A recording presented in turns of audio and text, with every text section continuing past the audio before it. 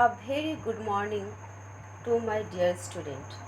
I hope during lockdown all of you safe and healthy and enjoying with your family and also enjoying with going online classes.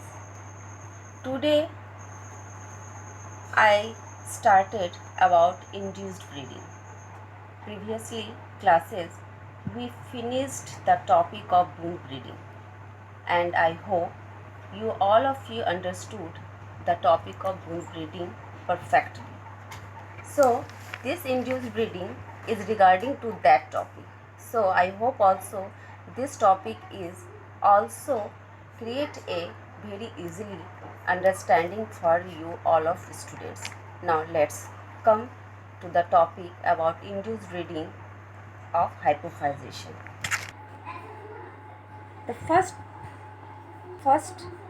the first of all we have to start it from the points of introduction.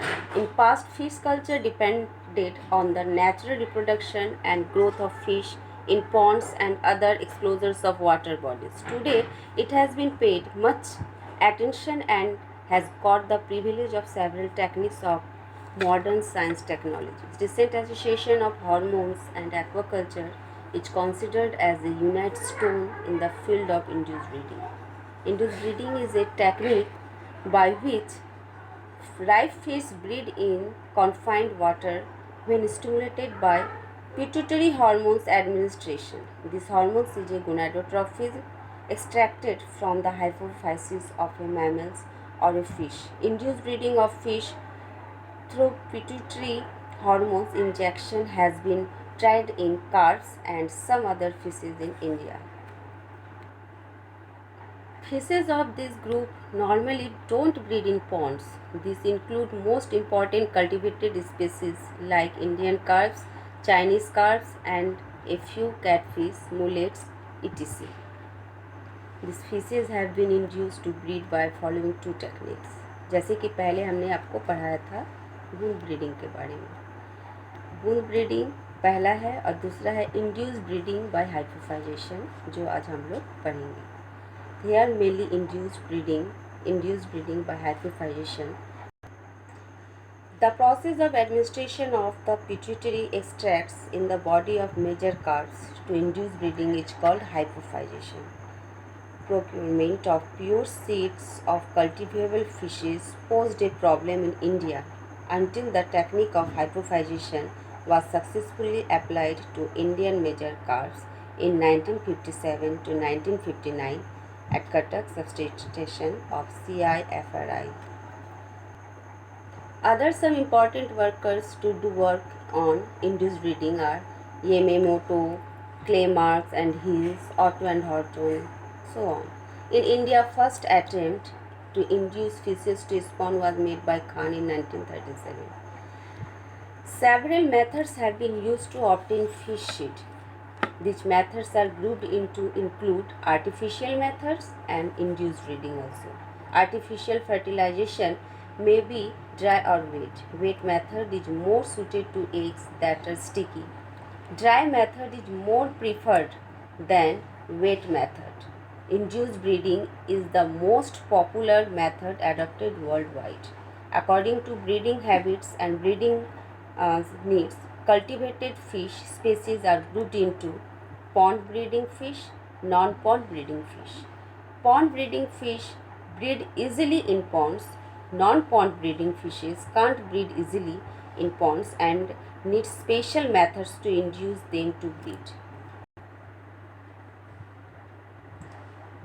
Induced breeding of carps. Rohu, Katla and Mrigas are three major Indian carps. Gonadotrophic hormones, that is FSH and LH, secreted by pituitary glands play key role in induced breeding by hypophysation.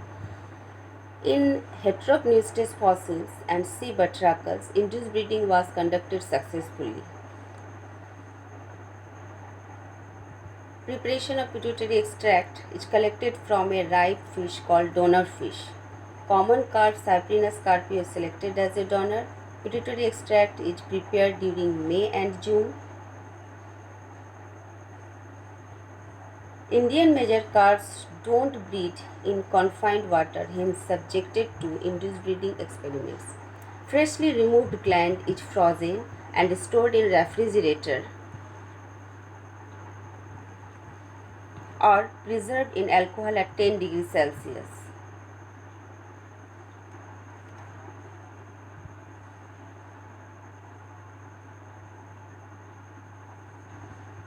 Preserved gland is macerated with a small amount of distilled water. Solution is centrifuged and suspended particles are removed. To this 0.3% sodium chloride solution is added. This solution is called pituitary extract, PE. Let's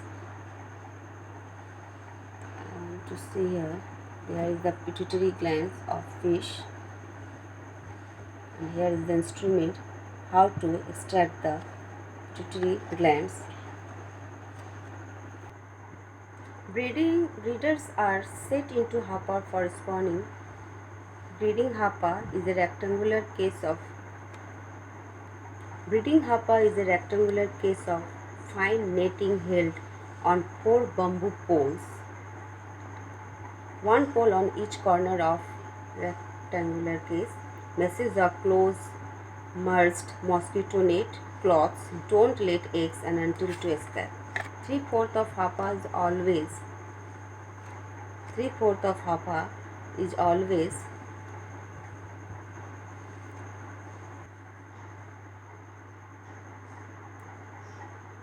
one pole on each corner of rectangular case. Meshes of close merged mosquito net cloth don't let eggs and until to escape. Three-fourths of hopper is always under water and rest in air. Spawning occurs within 3-6 hours after hypophysis, that is, injection of pituitary extract. Unfertilized eggs are pearl-like and transparent. Fertilized eggs are white and opaque. Breeders are treated with KMNO4 solution for a few minutes. This treatment is followed by formalin for 1 hour. After this treatment, fish can get rid of certain disease.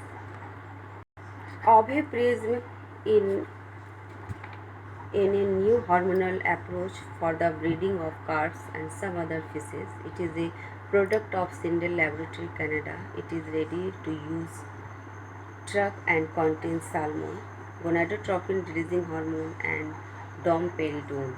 Marketed in India by MS Glaxo Company. Oviparism is much superior in comparison to carp. Pituitary extract is inducing spawning. There should be synchronization between ovulation and until shedding. For this, two males and one male. For this, 2 males and 1 female are taken in easy set. A dose of 2 to 3 mg of gland per kg of body weight is given to the female. After 6 hours, a second injection of 5 to 8 mg is given if needed. More than 2 injections are not administered. Injection may be intramuscular, that is intramuscular, and the second peritoneal, that is at the base of paired fins. Fishes should be transferred to the breeding hopper after hypophysis. Breeders are set into hopper for spawning. Size of hopper at 8 into 3 into 3 inch for larger fishes and 5 into 4 into 3 for smaller fishes. Breeding hopper is a rectangular case of the fine netting held on 4 bamboo poles, one pole on each corner of rectangular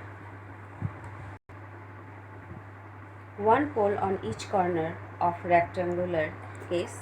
Meshes of close meshed mosquito net cloth don't let eggs and until to escape. Three-fourths of hopper is always under water and rest in air. Spawning occurs within 3 to 6 hours after hypophysis, that is, injection of pituitary extract.